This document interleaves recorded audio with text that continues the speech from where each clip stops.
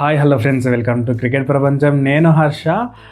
India అయితే ఈ సిరీస్ని 4-1 తోటి గెలిచింది, మనందరికీ తెలుసు. బట్ మనం వచ్చేసి మార్క్స్ అయితే ఇస్తున్నాం వాళ్ళకి. 10లో ఎన్ని మార్క్స్ వస్తాయని ఓపెనింగ్ స్లాట్లో మెయిన్గా అభిషేక్ అండ్ సంజు శాంసన్ గురించి మాత్రం ఈ వీడియోలు చర్చించుకుంటాం.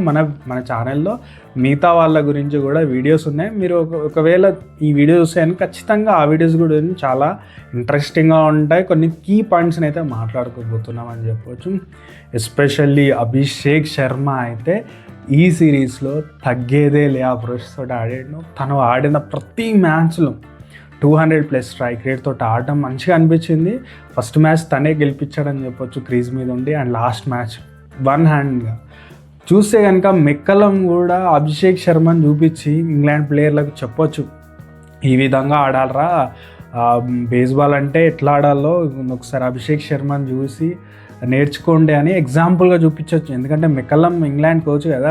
అండ్ ఆల్సో ముంబైలో మ్యాచ్ జరిగినప్పుడు మనం చూడాల్సింది, నిన్న జరిగిన మ్యాచ్లో అభిషేక్ శర్మ డ్యాన్సింగ్ డౌన్ అంటే ఫ్రంట్ ఫుట్ వచ్చి ఆర్చర్ని కవర్స్ వైపున 6 కొడతాడు. నాకు తన షాట్స్లో అన్నిట్లో అన్నీ నచ్చాయి. బట్ ఆ షాట్ మాత్రం అత్యద్భుతం అనిపించింది. ఎందుకంటే ఒక ఫాస్ట్ బౌలర్ని 150 వేస్తున్నప్పుడు ఆ విధంగా కొట్టడం అయితే ఎక్కడ చూడలేదు.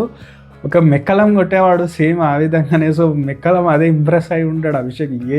బస్ క్లాబ్స్ కొట్టాలనిపించింది కావచ్చు మెక్కలం కూడా. సో నాకు తెలిసి మెక్కలం మ్యాచ్ ఓడిపోయినా తను ఆనందపడి ఉంటాడు. ఎందుకంటే వాళ్ళ ప్లేయర్స్ ఎప్పుడైనా చూడండి, గేమ్లో ఓడిపోయినప్పుడే కొన్ని పాయింట్స్ అనేవి అర్థమవుతాయి. సో గెలిచినప్పుడు కంటే ఓడిపోయినప్పుడే కొన్ని పాయింట్స్ అన్నీ మనకి ఏదైతే లోపాలు ఉన్నాయో కనిపిస్తాయి. సో ఇంగ్లాండ్ ప్లేయర్లకైతే కళ్ళ ముందు మెక్కలం వచ్చినాక చూపిస్తాడు కావచ్చు ఇట్లా ఆడాలని. సో అభిషేక్ శర్మ ఆడిన ఇన్నింగ్స్లో అద్భుతంగా అనిపించినాయి. ప్రతి మ్యాచ్లో కూడా తను ఉంటే 10 per over తగ్గకుండా ఆడిండు. దాన్ని తగ్గేదేలే అప్రోచ్ అని చెప్పొచ్చు.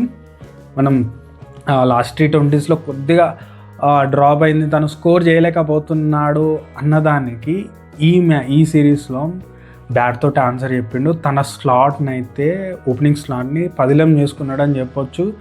నెక్స్ట్ 10 మ్యాచెస్ వరకు తనే ఓపెనింగ్ స్లాట్ నుంచి పోయే సిచ్యువేషన్కి తీసుకొచ్చినాడు తనే. సో అండ్ తన షాట్స్ కానీ తన బ్యాట్స్మెన్ కానీ అసలు వేరే లెవెల్ అని చెప్పొచ్చు. అండ్ ఆల్సో ఈ ప్రతి మ్యాచ్లో కూడా అట్లాంటి ఇన్నింగ్స్లో ఆడడం అనేది కొంతమంది బ్యాటర్లకి వాళ్ళ స్పాట్ పోయే విధంగా చేసిండని చెప్పొచ్చు. మన అభిషేక్ శర్మ గురించి మాట్లాడుకుంటున్నాం కాబట్టి తన బౌలింగ్ కూడా అద్భుతంగా వేస్తున్నాడు కాబట్టి అభిషేక్ అయితే 10 out of 10 మార్క్స్ అయితే ఈ సిరీస్కి ఇవ్వచ్చు. సో ఇది అభిషేక్ శర్మ ఫ్యూచర్ అయితే చాలా బ్రైట్ కనిపిస్తుంది. సో SRH ఫ్యాన్స్ అందరు హ్యాపీ ఉంటారు. ఎందుకంటే తన ఫామ్ 1 yearగా అదే ఉంది. కొద్దిగా తను మధ్యలో స్కోర్ చేయలేదు అనిపించింది. బట్ ఇంగ్లాండ్ క్వాలిటీ బౌలింగ్ మీద తను విరుచుకుపడి ఆడడం అయితే చాలా ఆనందానికి ఇస్తుంది SRH ఫ్యాన్స్కి ఎస్పెషల్లీ. నెక్స్ట్ వచ్చేస్తే కనుక సంజు శాంసన్ ఏదైతే తను చూస్తే కనుక తన ఫామ్ చూస్తే కనుక పిరమిడ్ అని చెప్పొచ్చు. అంటే ఒక రాకెట్ లెక్క పైకి వెళ్ళింది, అదే విధంగా డౌన్ఫాల్ అయిపోయిందని చెప్పొచ్చు. షార్ట్ పిచ్ బాల్కి తను అవుట్ అవుతున్నాడు, ఫుల్ షాట్ కొట్టలేకపోతున్నాడు. సో ఎస్పెషల్లీ సంజుకి మనం ఇచ్చే మార్క్స్ ఏంటంటే ఈ సిరీస్లో 0 మార్క్స్ అని చెప్పొచ్చు. ఎందుకంటే షార్ట్ పిచ్ బాల్ అనేది కొందరి కెరీర్స్ని ఎండ్ చేసింది. మీరు చూస్తే కనుక సురేష్ రైనా మనందరికీ గుర్తుంది, అద్భుతమైన బ్యాటర్. షార్ట్ పిచ్ బాల్కి ఇబ్బంది పడితే దాని తర్వాత తన కెరీర్ ముగిసిపోయింది. చెన్నై సూపర్ కింగ్స్లో కూడా అర్ధాంతరంగా ముగిసిపోయింది. అండ్ ఆల్సో మనం చూసుకోవాలి శ్రేయస్ అయ్యర్, తను కూడా షార్ట్ పిచ్ బాల్కి ఇబ్బంది పడతాడు. తను కేకేఆర్ చూస్తే కనుక ప్రతి ఒక్క ప్లేయర్ని రిటైన్ చేసింది. 6 players ఉంటే 6 playersని రిటైన్ చేసుకున్నారు వాళ్ళకి ఆప్షన్ ఉన్నప్పుడు. తర్వాత బిడ్డింగ్కి వెళ్ళినప్పుడు కూడా వాళ్ళందరు ప్లేయర్స్ ఎవరెవరు అవుతుంటారు అందరినీ తెచ్చుకున్నారు. ఇంత అయ్యర్ కోసం అయితే 23+ lakhs వరకు వెళ్ళినారు. సో కేకేఆర్ వాళ్ళందరు ప్లేయర్ల గురించి అంతా వెళ్ళినా కూడా వాళ్ళకు ట్రోఫీ ఇప్పించిన కెప్టెన్ అయితే వదిలేసినారు. సో తనని ఎక్స్ట్రా బర్డెన్గా ఫీల్ అవుతున్నారు. ఎందుకంటే తను షార్ట్ పిచ్ బాల్కి ఇబ్బంది పడతాడు కాబట్టి. సో సంజు శాంసన్ ఫ్యాన్స్కి ఇది ఒక బ్యాడ్ న్యూస్ అని చెప్పొచ్చు. తన స్పాట్ని కోల్పోయే దిశగానే తను అడుగులు వేస్తున్నాడు. ఏదైతే సౌత్ ఆఫ్రికాలో ఆడిండో అది తన స్లాట్ని సాలిడ్ చేసింది. బట్ ఈ సిరీస్ వచ్చేసి తన మీద రిమార్క్స్ చాలా వస్తాయి. తను ఎక్స్ట్రా స్పేస్ని ఆడలేకపోతున్నాడు. చూస్తే కనుక షార్ట్ పిచ్ బాల్కి అదే విధంగా అవుట్ అవుతున్నాడు. ఈ లెవెల్ ఆఫ్ క్రికెట్లో ఆ విధంగా అవుట్ అవ్వడం తన మీద క్వశ్చన్ మార్క్స్ వస్తాయి ఫస్ట్ థింగ్. అండ్ సెకండ్ చూసుకుంటే కనుక తన స్పాట్ బౌల్ పోవడానికి ఎక్కువ ఇది రీజన్స్ ఉన్నాయి. ఎందుకంటే గిల్ వచ్చేసి ఆల్రెడీ ఛాంపియన్స్ ట్రోఫీకి వైస్ కెప్టెన్. నెక్స్ట్ చూసుకుంటే కనుక టెస్ట్కి ఖచ్చితంగా తన్నే కెప్టెన్ చేయబోతున్నారు. ఛాంపియన్స్ ట్రోఫీ అయిపోయిన తర్వాత మీరు చూడండి, ఓడిఐస్కి అండ్ టెస్ట్కి వచ్చేసి తనే కెప్టెన్ ఉంటాడు శుభమ్ గిల్. అండ్ T20స్లో తన స్పాట్ తను వస్తే కనుక ఎవరు బయటకు వెళ్తారు అనుకుంటున్నారు? అభిషేక్ శర్మ తను ప్రూవ్ చేసుకున్నాడు. తను ఒక డిప్ అయినా తను తర్వాత ప్రూవ్ చేసుకున్నాడు. ఇప్పుడు చూస్తే కనుక మనకి సంజు శాంసన్ మీదనే క్వశ్చన్ మార్క్స్ ఉన్నాయి. తను షార్ట్ పిచ్ బాల్కి అవుట్ అవుతున్నాడు. తను వస్తే కనుక ఖచ్చితంగా చూస్తే కనుక వీనే స్పాటే పోయే విధంగా ఉంది సంజు శాంసన్ది.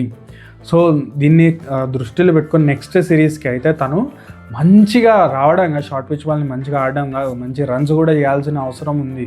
సో సంజు శాంసన్ ఒకే ఒక కారణంగా టీంలో పెట్టుకునే అవకాశం ఉంది నెక్స్ట్ సిరీస్లలో కూడా. ఏంటంటే తన కీపింగ్ ఒక్కటే.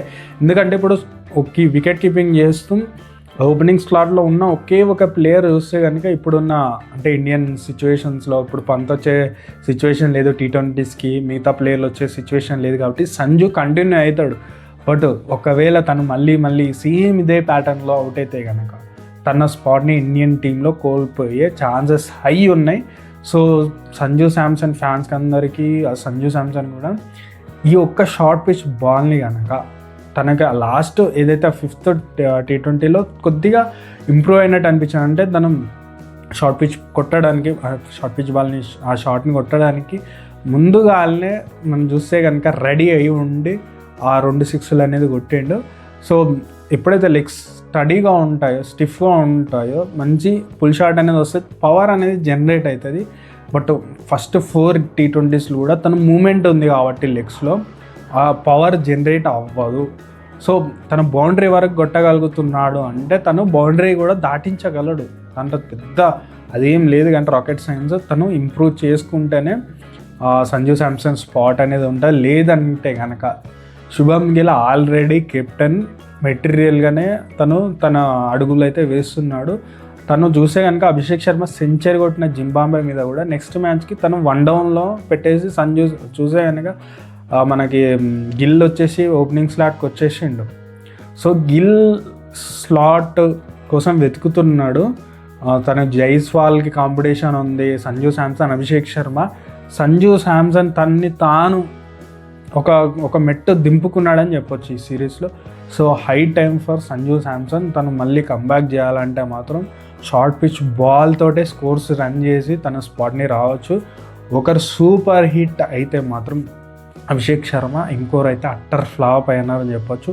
ఈ సిరీస్లో ఓపెనింగ్ స్లాట్లో చూసుకుంటే కనుక ఈ సిచ్యువేషన్ ఉంది. మిగతా ప్లేయర్ల గురించి అండ్ నాకు ఎన్ని మార్క్స్ ఇచ్చుకుంటానో అది కూడా నెక్స్ట్ చూస్తే కనుక ఖచ్చితంగా వీడియోస్ ఉంటాయి మన ఛానల్లో. ఖచ్చితంగా లైక్ చేసి సబ్స్క్రైబ్ చేసుకోండి. నా ఛానల్ వీడియో ఎక్కడ వరకు చూస్తే కనుక నచ్చినట్లు ఉంది, కొంచెం సపోర్ట్ చేయాలనుకున్నాం కదా, ఖచ్చితంగా లైక్ షేర్ సబ్స్క్రైబ్ చేసుకోండి. అండ్ ఆల్సో వీళ్ళిద్దరిని కంటిన్యూ చేయాలి. వీళ్ళు మంచిగా ఆడే సంజు శాంసన్ కూడా అద్భుతంగా ఆడాలని నేను కోరుకుంటున్నా. దానికి టాలెంట్ ఉంది, ఏజ్ ఉంది. కాబట్టి తను ఆ షార్ట్ పిచ్ బాల్ని ఇంప్రూవ్ చేసుకొని వస్తే కనుక ఇండియా అయితే మంచి బిగ్ స్కోర్స్, సెంచరీస్ చూడాలని నేనైతే అనుకుంటున్నాను. రోహిత్ ప్లేస్ని తను రీప్లేస్ చేయాలనుకుంటున్నా. మీరేమనుకుంటున్నారో కామెంట్ రూపంలో తెలియజేయండి. Thank you.